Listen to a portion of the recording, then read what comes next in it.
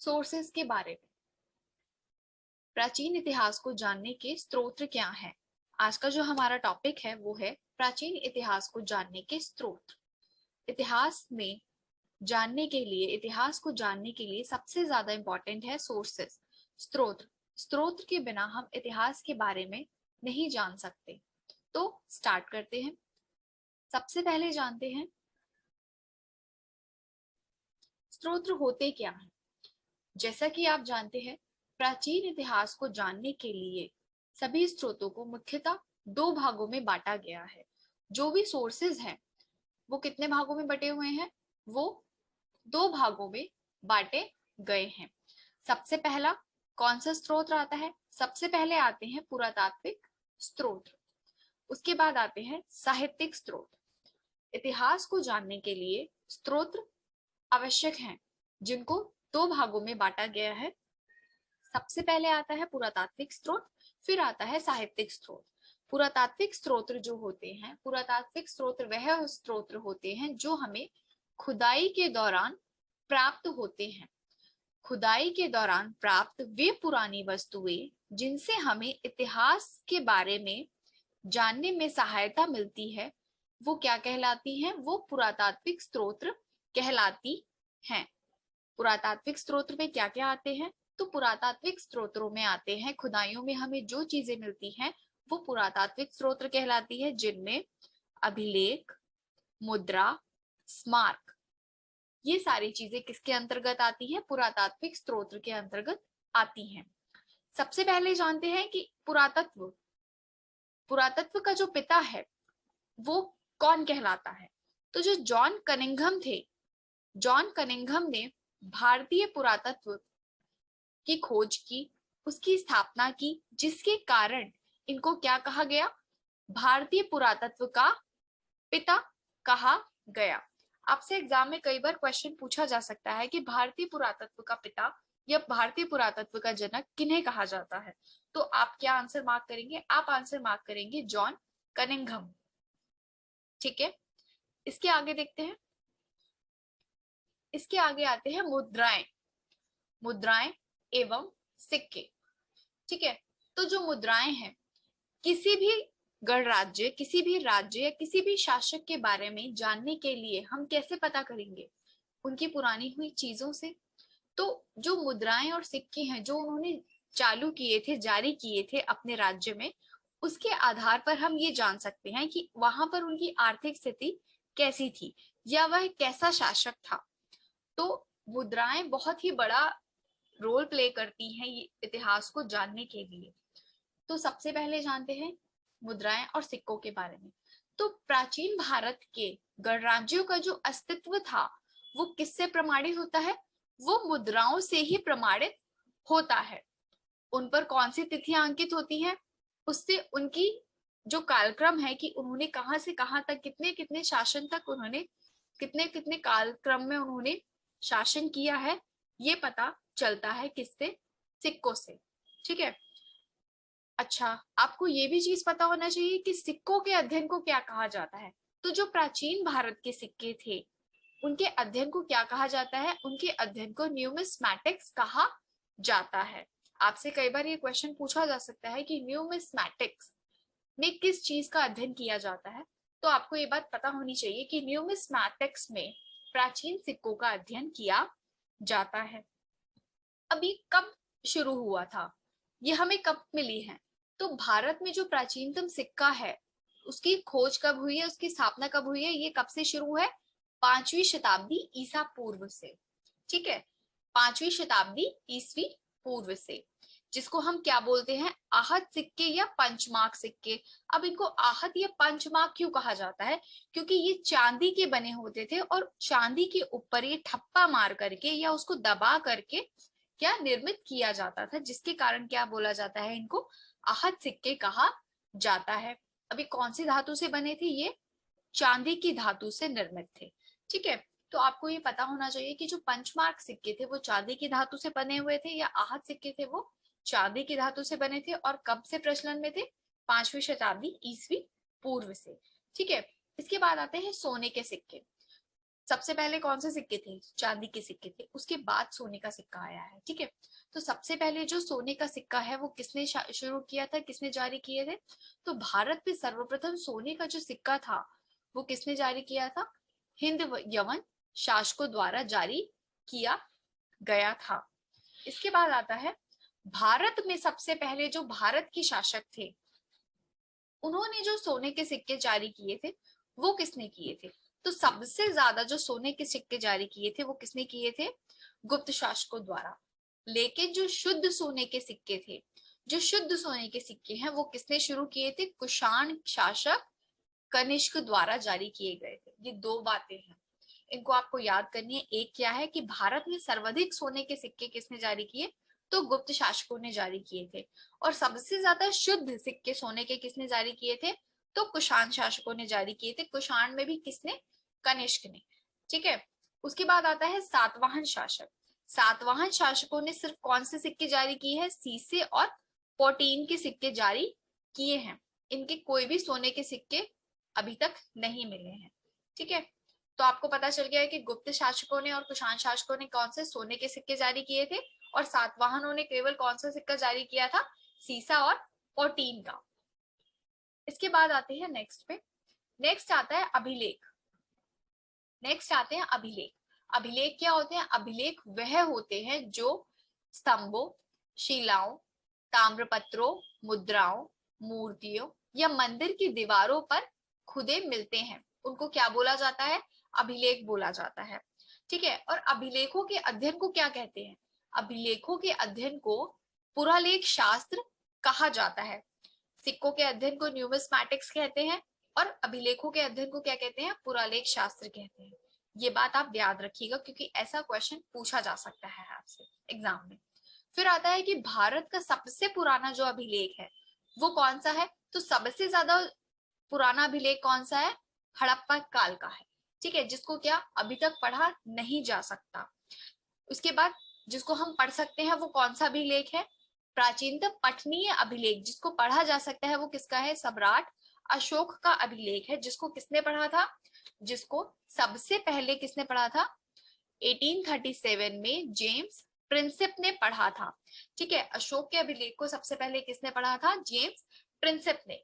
कब पढ़ा था? 1837 ईस्वी में। ठीक है, और सबसे ज्यादा जो अभिलेख मिले हैं वो कहाँ मिले हैं? सबसे ज्यादा जो अभिलेख मिले हैं वो मैसूर में मिले हैं। जो कहाँ पर है? मैसूर के पुरालेख शास्त्री के कार्यालय में संग्रहित है। ठीक है, जो वहां पे म्यूजियम है वहां पे सबसे ज्यादा अभिलेख जो है वो रखे जाते हैं। कहाँ पे? मैसूर में। ठीक है, अब जानते हैं कुछ इंपॉर्टेंट जो अभिलेख हैं इसके बारे में, जिससे आपसे क्वेश्चन एग्जाम में पूछे जाते हैं डायरेक्टली।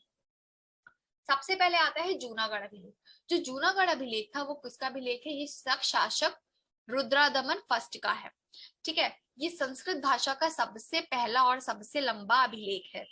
ठीक, उसके बाद आता है एरन अभिलेख। एरन अभिलेख किसका है? ये गुप्त शासक भानुगुप्त द्वारा जारी किया गया था। इस अभिलेख में सबसे पहले क्या पता चलता है? सर्वप्रथम किसकी जानकारी मिलती है? सर्वप्रथम सती प्रथा की जानकारी मिलती है। किससे मिलती है? एरन अभिलेख से मिलती है। ठीक है, उसके बाद आता है ऐहोल अभिलेख। जो ऐहोल अभिलेख है ये किसका है? ये बादामी के चालुक्य शासक जो था पुलकेशिन द्वितीय उसका है। जिसको किसने तैयार किया था? उसका जो मंत्री था पुलकेशिन द्वितीय का, उसका जो मंत्री था रवि कीर्ति द्वारा ये तैयार किया गया था। आपसे एग्जाम में पूछा जा सकता है कि रवि कीर्ति द्वारा कौन सा अभिलेख तैयार किया गया है, तो आपको पता होना चाहिए कि ऐहोल अभिलेख जो है वो रवि कीर्ति द्वारा तैयार किया गया था। और ये किसके बारे में जानकारी देता है? तो ये बादामी के चालुक्य के जो शासक है पुलकेशिन द्वितीय उसके बारे में जानकारी देता है। उसके बाद आता है हांती गुम्फा अभिलेख। जो हांती गुम्फा अभिलेख है ये किसके बारे में जानकारी देता है हमें? इसे किसने जारी किया था? ये सर्वप्रथम कलिंग शासक खारवेल के द्वारा जारी किया गया था। ये सबसे पहला जो है अभिलेख है जिसमें कौन सी? सर्वप्रथम ईसवी वार घटनाओं का विवरण पता चलता है। मतलब क्रमबद्ध तरीके से जितनी भी घटनाएं हुई हैं उसके बारे में जानकारी किससे मिलती है? हांती गुम्फा अभिलेख से। ठीक है, इसके बाद आता है इलाहाबाद अभिलेख। इलाहाबाद अभिलेख को किस नाम से भी जानते हैं? प्रयाग प्रशस्ति के नाम से भी जाना जाता है।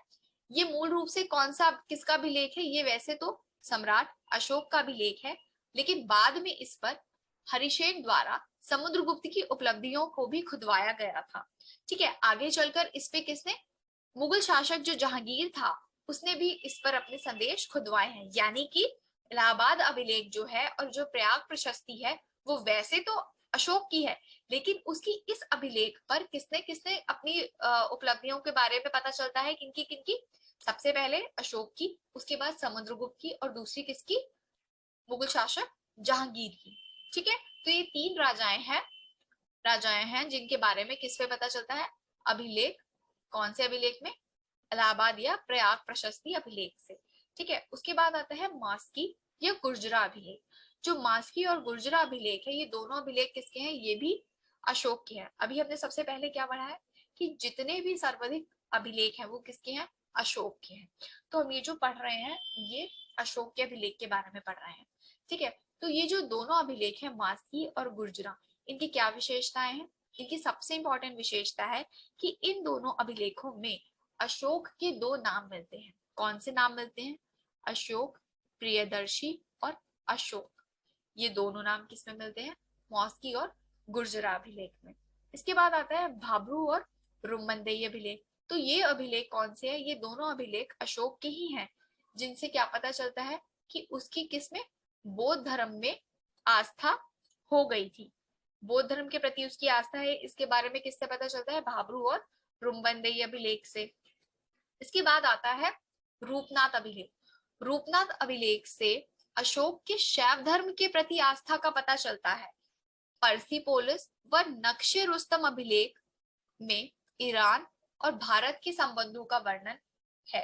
ठीक है, तो रूपनाथ अभिलेख से किसका पता चलता है, अशोक के शैव धर्म होने के प्रति आस्था का, और भाब्रू और रुमंदेई अभिलेख से किसका पता चलता है कि अशोक का बौद्ध धर्म के प्रति आस्था है। इसके बाद आता है कुछ इंपॉर्टेंट अभिलेख और शासक। ठीक है, तो महास्थान जो अभिलेख है वो किसका है, चंद्रगुप्त मौर्य का है। गिरनार अभिलेख किसका है, रुद्रादमन का है। प्रयाग प्रशस्ति किसकी है, समुद्रगुप्त की है। उदयगिरी अभिलेख चंद्रगुप्त द्वितीय का है। भीतरी स्तंभ अभिलेख स्कंदगुप्त का है। एरन अभिलेख अभी हमने पढ़ा था, भानुगुप्त का है। उसके बाद आती है ग्वालियर प्रशस्ति। ग्वालियर प्रशस्ति किसकी है, राजा भोज की है। फिर हंतिंग गुम्फा अभिलेख खारवेल का है, कलिंग शासक खारवेल का है।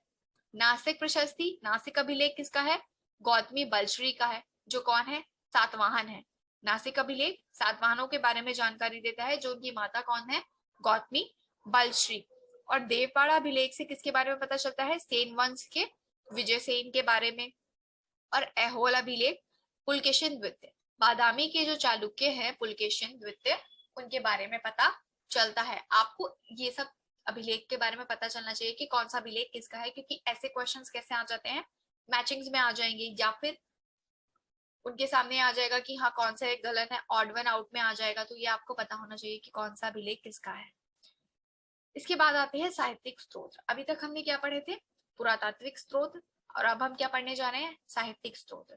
साहित्यिक स्रोतों को भी कितने भागों में बांटा गया है, साहित्यिक स्रोत को भी दो भागों में बांटा गया है। सबसे पहले आज हम पढ़ेंगे इसमें धार्मिक साहित्य के बारे में। इसके बाद जो धर्मेतर साहित्य है वो हम इसके नेक्स्ट लेक्चर में पढ़ेंगे, क्योंकि आज हम सिर्फ साहित्यिक स्रोत का एक ही पार्ट पढ़ेंगे, जो क्या है, धार्मिक साहित्य। ठीक है, धार्मिक साहित्य में सबसे पहले क्या आते हैं, वेद आते हैं।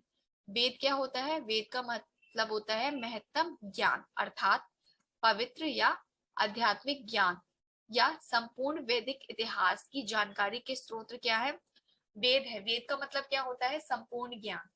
ठीक है, इनकी संख्या कितनी है, 4। कौन कौन से वेद हैं, ऋग्वेद, सामवेद, यजुर्वेद और अथर्ववेद। ये 4 वेद हैं जिनको आप रस्या के नाम से भी याद कर सकते हैं। ठीक है, इसके बाद वेदों के बाद क्या आते हैं, वेदांग। वेदांग क्यों, इनसे वेदों के अर्थ को सरल ढंग से समझा जा सकता है। मतलब वेदों की सरल व्याख्या करने के लिए वेदांग की क्या की गई है, रचना की गई है। वेदांग कितने हैं, 6 वेदांग हैं।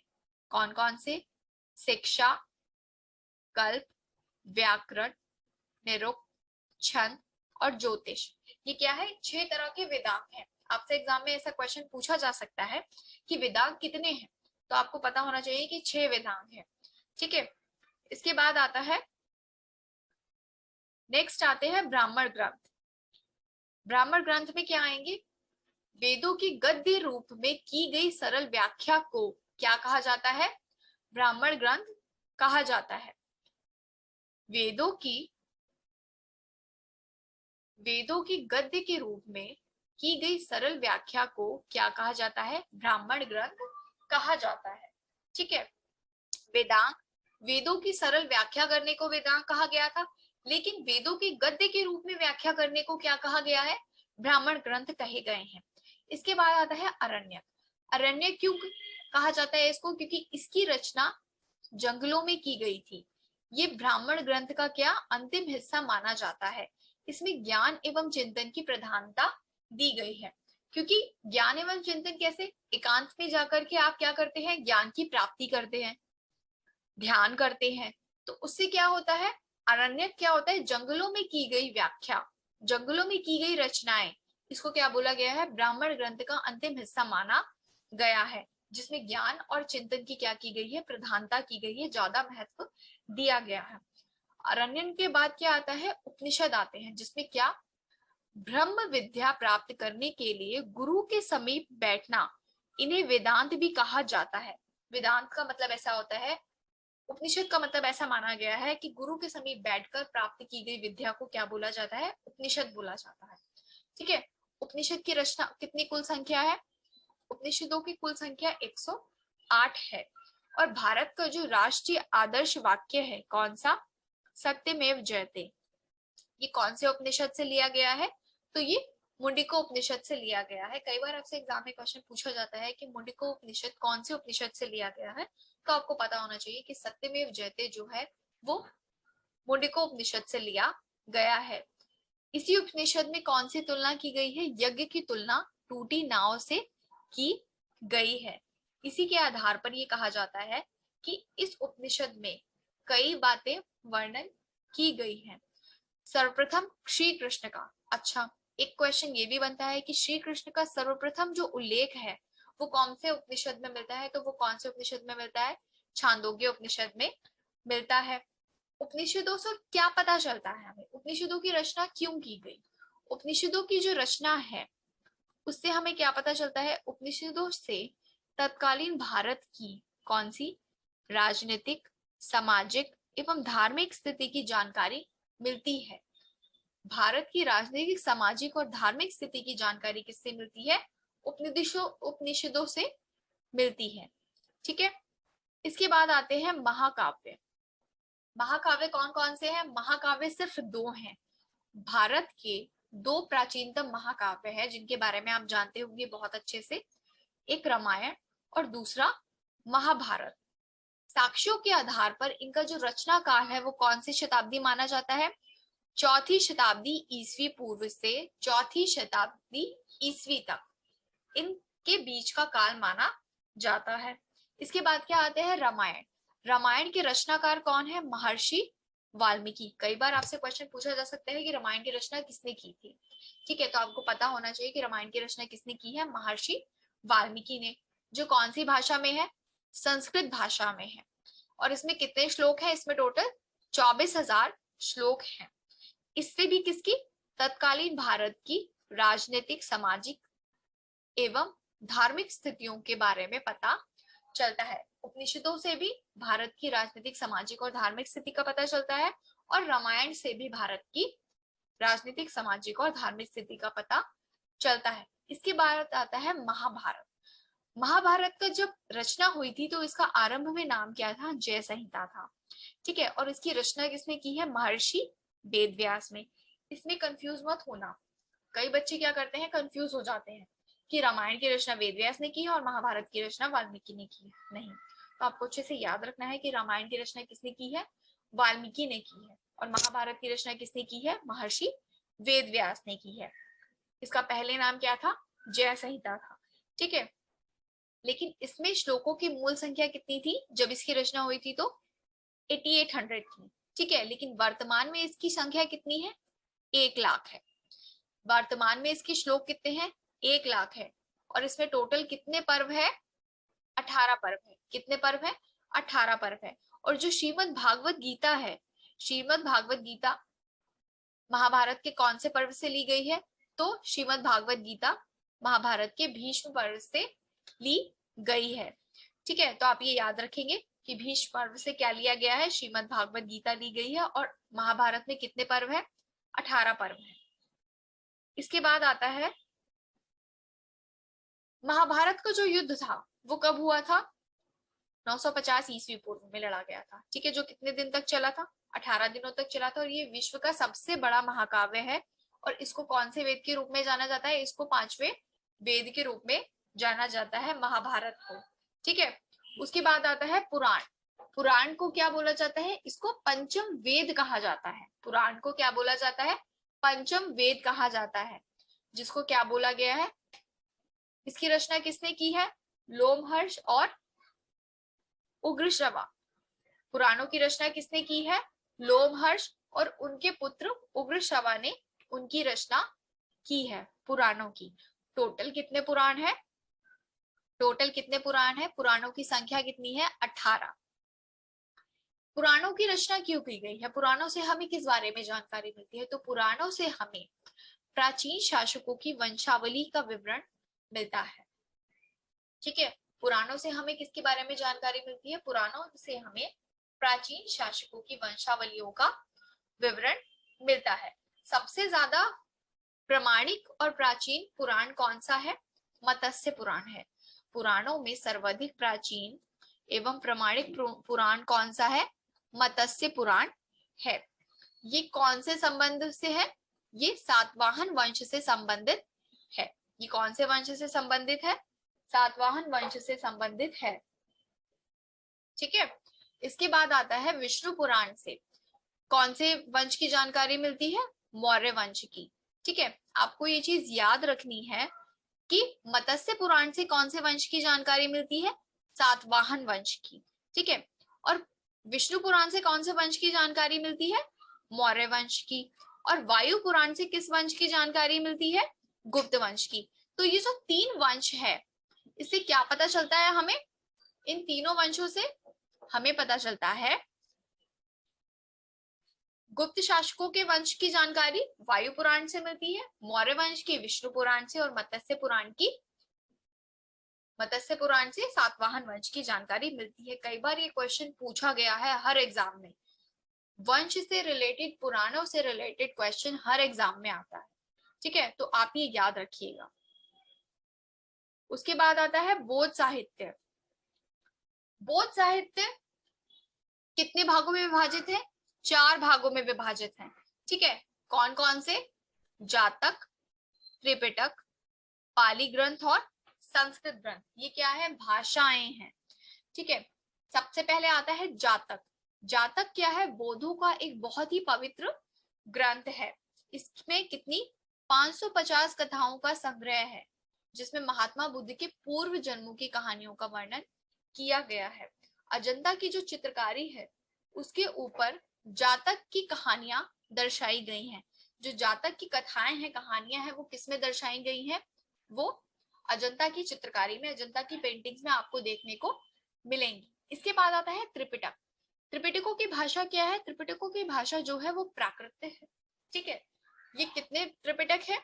सुत्त पिटक, विनय पिटक और अभिधम पिटक।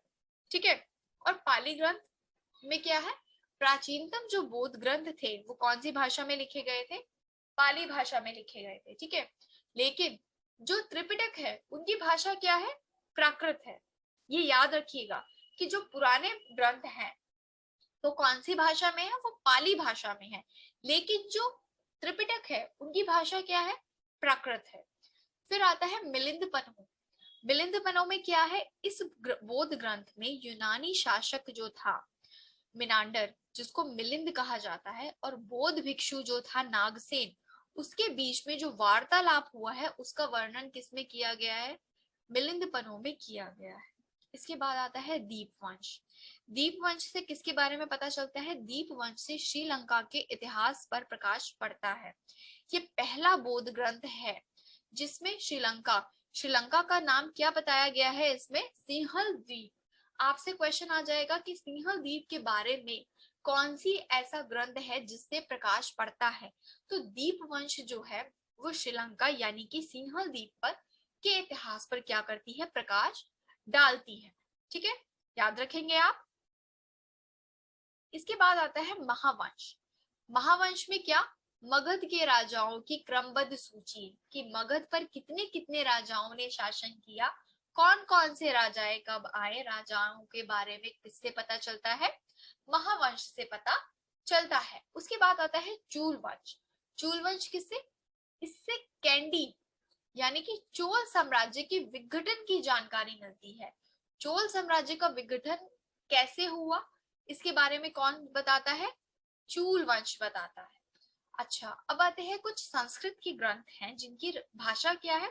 संस्कृत है, जैसे कि ललित विस्तार। ठीक है, ये भी बौद्ध ग्रंथ है, लेकिन ये कौन सी भाषा में लिखा गया है? संस्कृत भाषा में लिखा गया पहला बौद्ध ग्रंथ है। ठीक है, कौन? ललित विस्तार। फिर आता है दिव्य वदान। दिव्य वदान में शुंग वंश और मौर्य वंश के शासकों के बारे में बताया गया है। फिर आते हैं जैन साहित्य। जैन साहित्य की भाषा क्या है? प्राकृत और संस्कृत, जिनको क्या कहा गया है? आगम कहा गया था। जैसे बौद्ध ग्रंथों को क्या कहा गया था?